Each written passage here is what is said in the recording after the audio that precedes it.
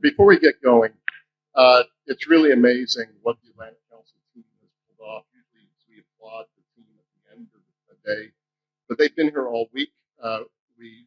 2 days ago, we were in the Green Zone in just as magnificent an auditorium, just as well put together.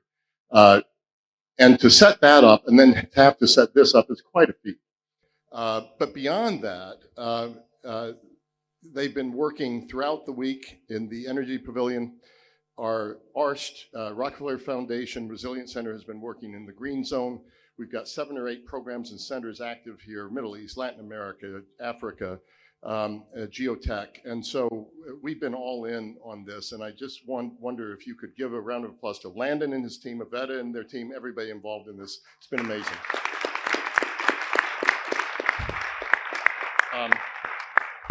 So it is such a pleasure to have this conversation with Amos, Senior Advisor to the President of the United States for Energy and Investment. I had to read it here because you've had so many titles since you came, and so many titles in your career, so many titles. You're a person who's worn a lot of hats in your. You're one of the most impressive, resourceful, and capable public servants I know.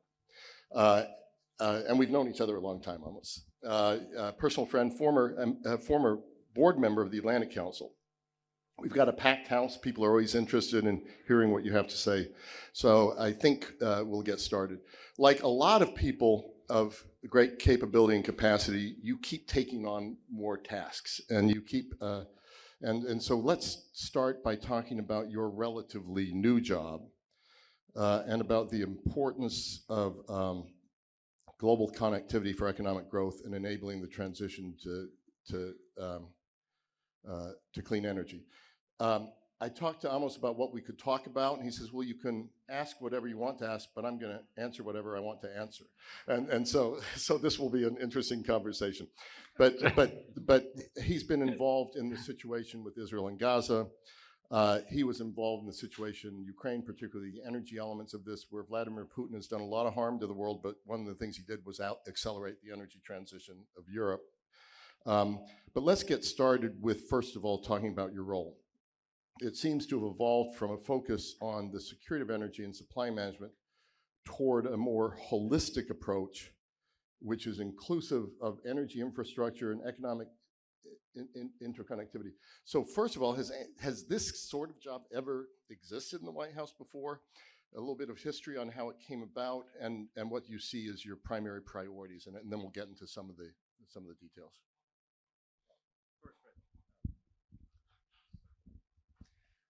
First, Fred, thank you and for taking our private conversation before and broadcasting it. But so I'll talk about something completely different. Look, I think I should start by the Atlantic. It's amazing to me, Landon. You said this is the 8th. It feels to me like it's the 15th. It's just so much going on that the Atlantic Council has done, and the partnership of doing it here in UAE and Abu Dhabi and now in Dubai has really transformed what this event has always been. But I'm glad that you took a minute to recognize Ambassador Dick Morningstar's extremely productive contribution to the concept of energy security in the context of American government and diplomacy, and bringing energy into diplomacy and national security, which is not a given, and it's flourished since then. But in just about 15 years ago, nobody thought there should be a conversation of energy in the national security space in Washington.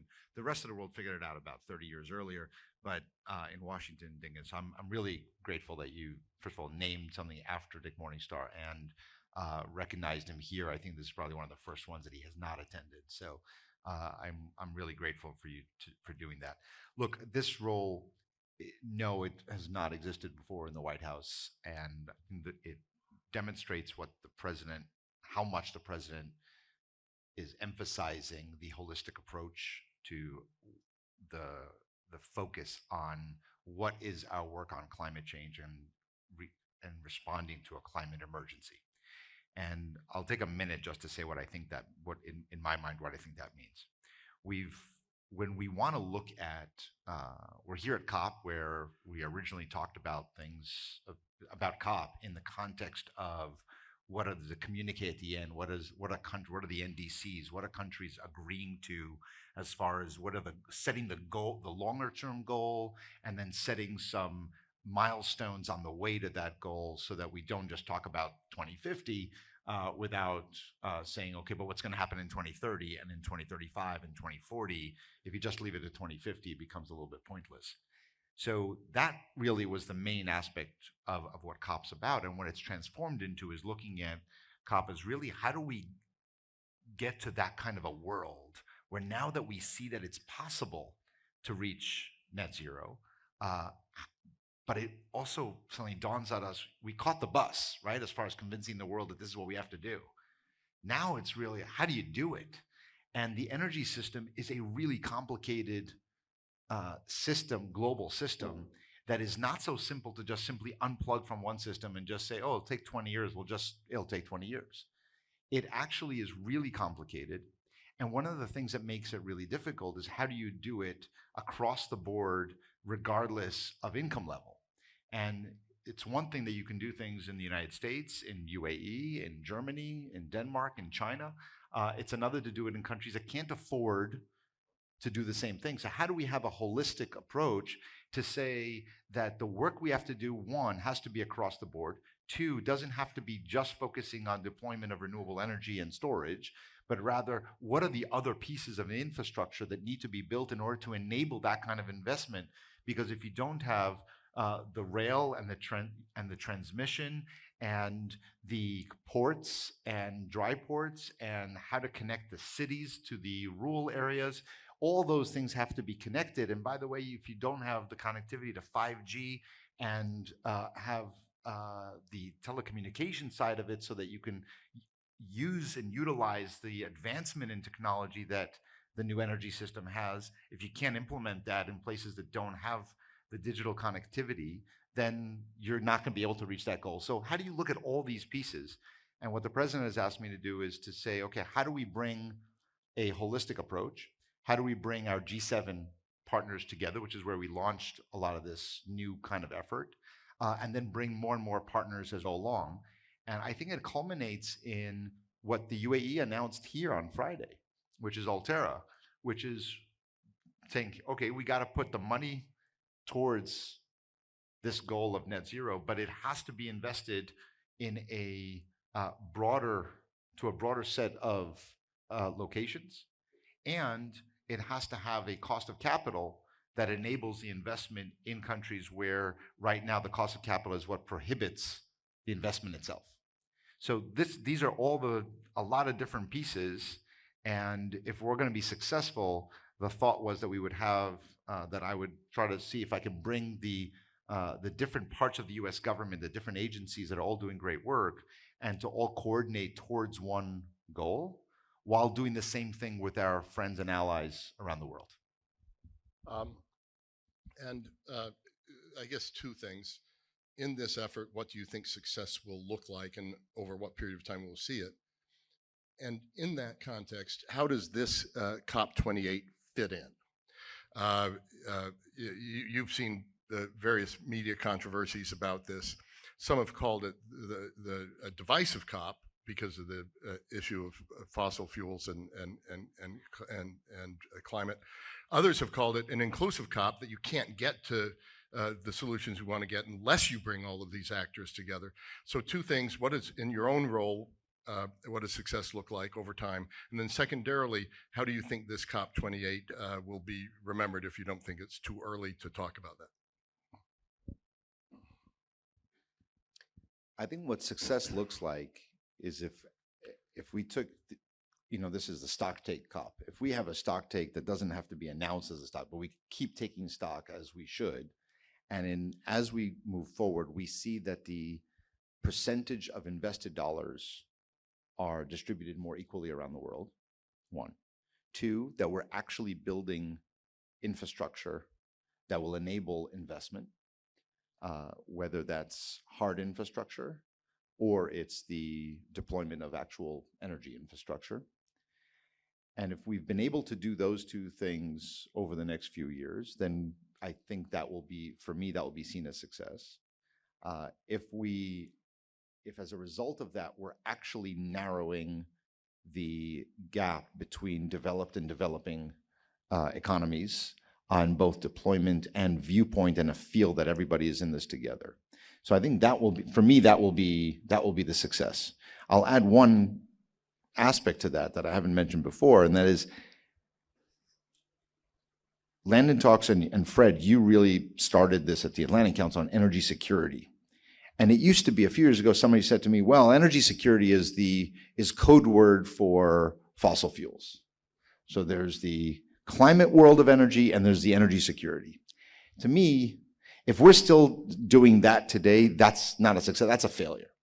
Because energy security is as true in the era of climate change and battling climate change as it was in the era of fossil fuels. And security of supply and making sure that it is available, affordable, and diversified is not something that we only talk about in the context of Russia and Europe on gas. It has to be the same for EVs and lithium and panels and for solar panels and turbines. Mm. And so the entire supply chain can't be dominated by one country. It has to be, and I'm saying not China, not the United States. It has to have a diversified set of investment into the infrastructure that's necessary, from mining to processing to manufacturing and distribution. All of that we can't have single points of failure, and the world has to have competition in this world so that prices can continue to come down. As far as this COP, look, I think there's a lot we'll have to judge. You know, you can only judge certain things in the middle. You'll have to wait to the end to see how things turned out. But I think Dr. Sultan has done a very good job, and the team around UAE, of putting together a beautiful COP and a efficient and effective from a facilities and location, and it's really run very smoothly. I think we've had some very important successes that before COP we talked about were going to be the failure points potentially, and that is the loss and damage, whether we would be able to get something on a agreement of the fossil fuel companies on methane leakage and reducing methane. So we've had already some successes of bringing people together. I think there are some things that are always difficult to achieve at COP, and because they require such broad consensus, or rather consensus from such a broad and diverse viewpoint around the world, and that's what makes it so difficult, and that we'll see how that develops. Some of those never get agreed to early, and we'll have to see where we get to. But I think I want to just respond to one thing that you said, which is this going to be a inclusion COP, or is this a divisive? The thing that bothers me the most in this debate, not just here at COP, is that we push worlds into their corners and we create echo chambers. And I can name the conferences that I would go to where they're all 90-10, right? 90% is fossil fuel companies and fossil fuel financiers. And you get a certain view of what 2050 really will look like in reality, a certain skeptical view. And then you come to COP, or you go to a different conference, and it's, we can do it tomorrow. And there's a 90-10 in the other direction. That's not going to get us there. And I think what we're trying to do here, what I think the government of the UAE is doing and the presidency here, is bringing everybody together. And I think it's okay to have disagreements. I don't think that we should expect that if somebody came here and didn't agree, then that's a failure. I think it's a success that we're having the conversation. We should let people's views change. And the only way to change that is by having everybody there together, because this is, again, the energy system. If you really want to change the energy system, you really want this to be a net zero world, you can't do it by just wishing and willing. You have to bring everybody together and say, here's the reasons why we can create a market-based, working with market-based solutions, government, MDBs, philanthropies, of how do you bring everybody together to make this investable.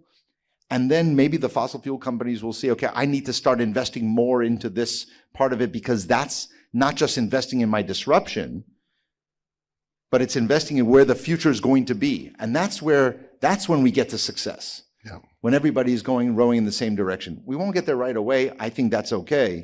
But I think bringing everybody together to have the hard conversation is better than separate echo chambers. That's just a terrific answer, and I'm really proud also over the 8 years of this forum that we have never been 90-10 in either direction. We've always had the full conversation, and I'm really proud of that. CIA Director Bill Burns talks about climate as the problem without borders, but then he talks about what's going on in the rest of the world, which is the problem that has borders, which is a war in Ukraine, terrorist attack on Israel, Hamas, the war in Gaza that's followed. How did October 7th change your job? You've been spending a lot of time on that issue as well. I think a lot of people in this audience know this, but if you don't, Amos was instrumental in bringing about the Israel-Lebanon maritime deal. And in that context, that deal would be almost impossible to do right now, I'd guess. But how does something like that stand up? So the problems that are going on right now in Israel and the Middle East, how does this affect your job and what you're trying to do and what you've already achieved with Israel and Lebanon? I think October 7 affected the whole world. Yeah. And waking up to the really horrific attack, and the more time goes by, the more we learn about how horrific that day was. And now we find ourselves in a place where nobody, I think, wanted to be in. Nobody in this room and no one in the civilized world wanted to see this war in Gaza, and where so many innocent people and children from across both sides are suffering. And Israel has the right to defend itself. We want to be able to see what a stable and peaceful existence, but nobody wants to be here. This is a horrific place for all of us, regardless of where you fall and how you see it. Everything changed on October 7, and it was not in a good direction. I think that as you said, we helped the sides negotiate a maritime agreement that for the very first time, exactly a year ago, we got a real boundary between Israel and Lebanon. Israel and Lebanon have never had an agreement on any kind of boundary ever. And the idea that these two neighbors, since their independence, have never agreed, but finally agreed. Yes, it was in the maritime, so there were certain things that made it easier.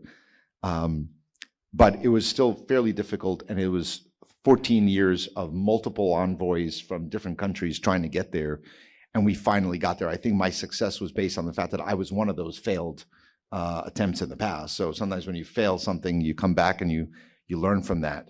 But I think that we have to learn. What we're trying to do is learn from what went right there. And the countries, Lebanon Could you talk about that? What did go right there? Well, I think there were wins for both sides. The idea was not, when you walk into these negotiations, oftentimes it's a zero-sum game. The first conversation I would have with both sides was, well, but what are they gonna get? And I said, forget what they're gonna get or not get. Don't worry about that. Tell me, what do you want out of this? What's in it for you? It sounds simple in this room, but I promise you that over several years, we could not get the answer to that. Neither side can actually answer that question. It was much more important to delineate and describe what the other side should get or should not get, or what was fair, or what happened 20 years ago and 50 years ago. Once we can get past that part of the conversation and say, we were able to show and see that what they actually want, their number one priorities, did not clash. There was it suddenly wasn't a zero-sum game. Both sides can get their number 1, 2, and 3 most important piece that they needed: economic security, physical security, etc. So I think that, and sort of understanding what the red lines for both sides was enabled. I think that what we have wanted since October 7th, since that morning, was to make sure that as bad as the situation is in Gaza, in this war, that we can keep it contained there, that it does not, we do not want to see this war expand across other borders. Now it has to some degree. There has been an exchange of fire on almost a daily basis, except for the pause, between Israel and Hezbollah and some of the other Palestinian armed groups, terrorist groups housed in Lebanon. But keeping it at a certain level of violence, and which is again, stating the obvious, that is not an acceptable situation, but it's a reality. But trying to lower the flame there, trying to get to a much more peaceful existence, and to see what is it that we can do to get to a solution that provides more security for people in Israel who live in the north at the border, and for people in Lebanon to live peacefully in the south, and to have economic prosperity.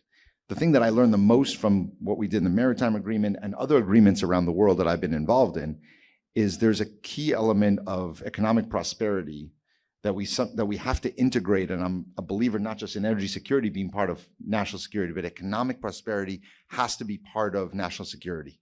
Because the more there's physical interconnection and integration, the more there is a codependency and the more that there is what to lose. And I think that it's important as much to have what to win for, what to look forward to, and to know what you lose when you walk away from it. And so I think that as we hopefully get to the other side of this conflict as soon as humanly possible, and while achieving what is necessary to secure the future, we have to look at something that's viable for the Lebanese state to get stronger, to return to economic growth, and to have a security along the border or along the line, the blue line between Israel and Lebanon. Thank you for that. I think this is now working, so you can hang on to that microphone. Maybe yours is as well.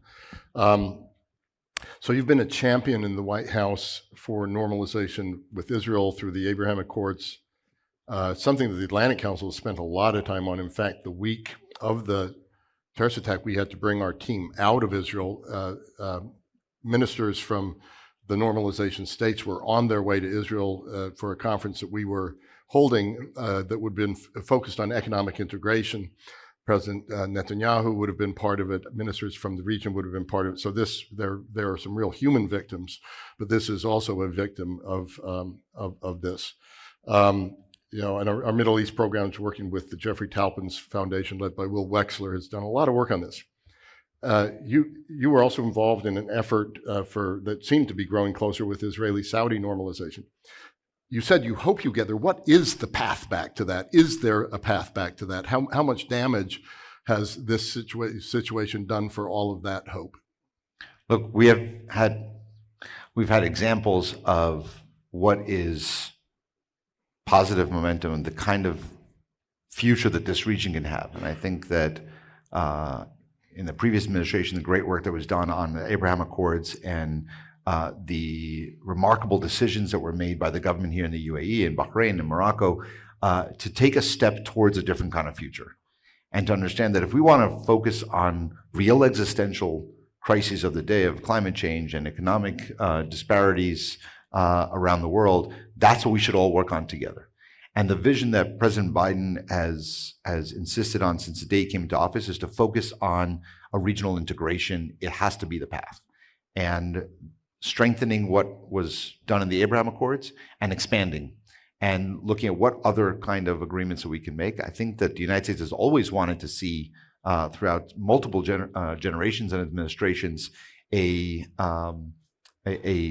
normalization of relations between Saudi Arabia and Israel. It's no secret that that's something that President Biden's wanted to see. He's talked about it a lot. His trip to Saudi came as a part of a two-stop trip between first in Israel and then to Saudi, and a direct flight from Jerusalem to Saudi Arabia. And all the work that was done since then was to see and explore what is possible. Clearly, we're right now in a moment of conflict that we all have to focus on, getting on to the other side of. But I don't think that we lose the hope, the vision, and we're going to continue to work towards that. I think that not every road is a straight road, and sometimes it goes we have to go in different directions first. But the goal is still the same. And we remain as committed to that goal of regional integration. And it's not just about Saudi Arabia and Israel. It's as broad as, it has to be much broader than that.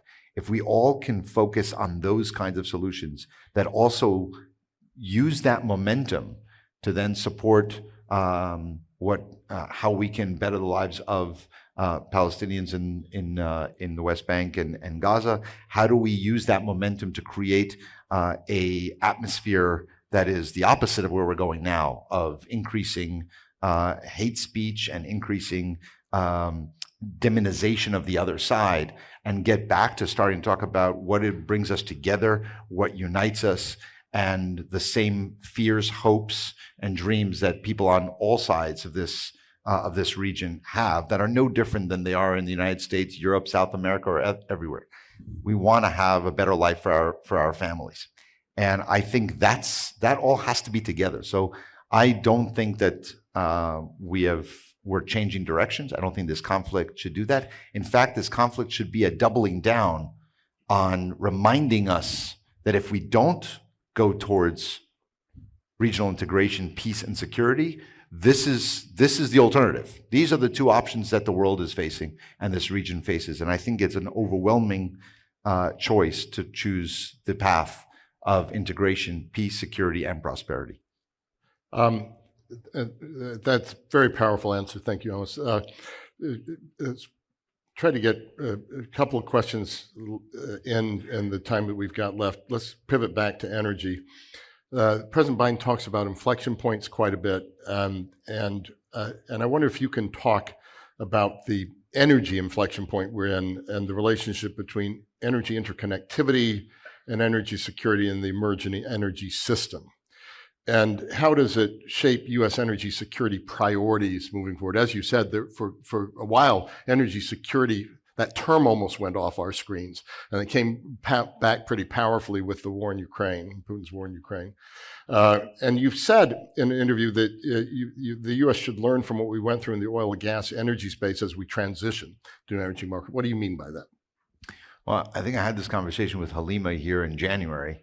I got in a little bit of trouble afterwards, but so we'll try to do that again. Look, I think that the lessons that we have to, you can't just say it's a new world. Yeah. You have to learn from how we got here.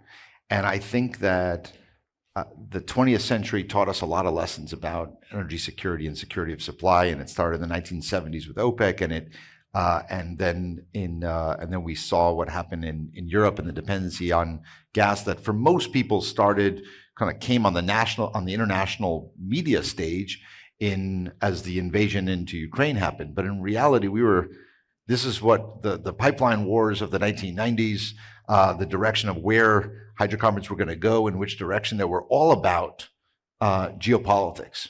And so we have to learn the lesson. The lesson is not, I've said this in Europe a lot, the lesson from the dependency on Russia is not, I shouldn't depend on Russia for all my gas.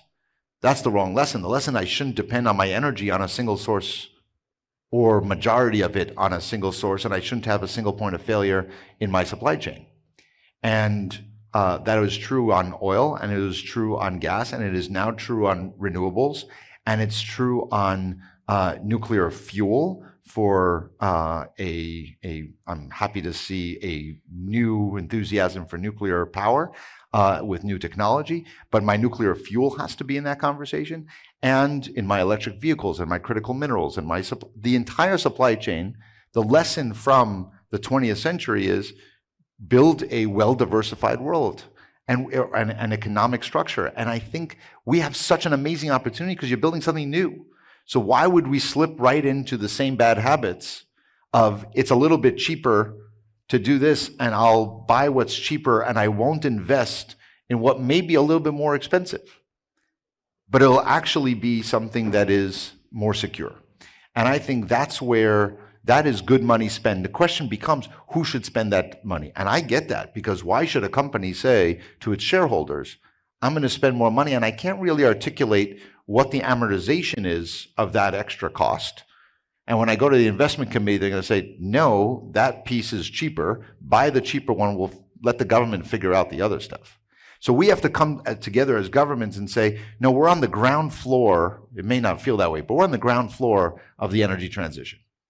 And how do we come together, the wealthier countries, together with MDBs and philanthropies and sovereign wealth funds, and say, this is our moment to make these investments together with the business community, put our money into the capital stack so that they are, so we de-risk these investments, and that we come out of it on the other side with a stronger, more diversified supply chain in the clean energy space that will actually enable both growth and equity and security. And that's the energy security.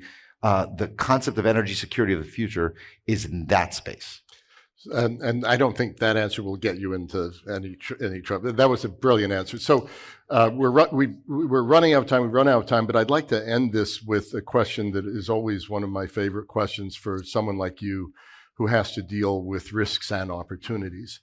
And that is, as you look out at the world you're dealing with day to day, what gives you the biggest concern? What keeps you up late at night? And conversely, what do you see as the biggest opportunity? What gives you your biggest hope? There's so much that keeps me up at night these days. I don't think I barely get to sleep with what's the last few months. That's the world we're in right now. And that's the world we're in. So I think I would break it down on the concern side is the physical security of people's lives and their ability to protect their families in a world where we are in 2 active wars in Ukraine and here in the Middle East. So that keeps me up at night. The second piece is how do you both bring them to a close in a way that's not about just ending the war. It's easy to say just end it, but how do you end it in a way that actually defeats what started it, and making sure that the next phase is actually longer term security. And so those are the things that really, how do you do that? The next piece is really what keeps me up at night, but it also is what I feel is the best hope and opportunity, is the ability to rebuild and reshape a world. And what I'm grateful that President Biden has allowed me to do is to implement that vision. And so while I'm here in the Middle East, I've been to Angola and DRC and Zambia, and President of Angola was just in the White House last week. And that's because there's such an opportunity to do investment in a different way. That's development is really important, but it doesn't replace investment. And that's what we've done wrong. And so the idea that we can recognize we did that wrong, let's do this better. And we can keep our development agenda and add into the component of actual investment so that the infrastructure we build, we don't come back to it 10 years later. And because it was just development without investment, it meant that there was no money for maintenance. There was no money for running it efficiently. And now we have these big pieces of infrastructure that are not working. But now we've actually cracked the code, have been able to launch projects that the president talks about all the time. Even during these 2 wars, President Biden talks all the time about building a railroad from Angola to Tanzania across all of Africa and doing it in a commercial way. And why? Because that enables critical minerals and lowering corruption, because that enables food security investment, because if you can have a landlocked country that has good water and good soil and good weather, but it doesn't have a connection to any market, then nobody's going to invest in it. But now you can if you do that. And you can get fiber optic connectivity so that small businesses can be there. All of these things, connecting those dots, it keeps me up at night that we're not working fast enough. Yep. But the hope and opportunity, I can't tell you how thrilling it is to work on these projects, or the one that we did with the United Arab Emirates and Saudi Arabia and the European Union and India, of getting a logistics operation, IMEC, the corridor from India to the Middle East, through the Middle East to Europe, that will be energy, electricity, hydrogen, fiber optic cables, and lowering the cost of shipping products and materials across the world. These are the kinds of things, Fred, that we can actually do by working together with other countries that literally transform the world. And that is the fun part about this job. Amos, thank you so much for that. So I don't think in my lifetime I've ever seen a world where the risks are so pronounced and the opportunities are so pronounced, both at the same time. It makes me feel better that you're in a position of responsibility during this really tricky time. So join me, please, in thanking Amos Hochstein.